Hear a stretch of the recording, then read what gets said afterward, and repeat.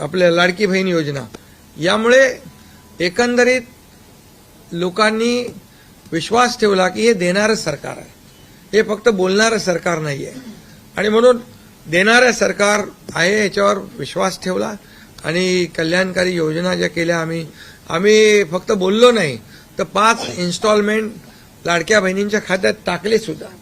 आणि आम्हाला माहित होतं हे विरोधक सावत्र भाऊ आमच्या या नोव्हेंबरच्या पैशामध्ये अडकाटी आणतील, म्हणून आम्ही ऑक्टोबरमध्येच आचारसंहिता लागायच्या अगोदर नोव्हेंबरचे पण पैसे दिले. कारण शेवटी आम्ही देण्याची नियत आमची आहे, नियत साफ आहे.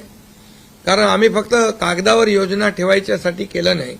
आणि त्यामुळे एकंदरीत या राज्यामध्ये सर्वसामान्यांचं सरकार सर्वसामान्यांसाठी काहीतरी करतंय ही भावना प्रत्येकाच्या मनामध्ये निर्माण झाली. आणि आम्ही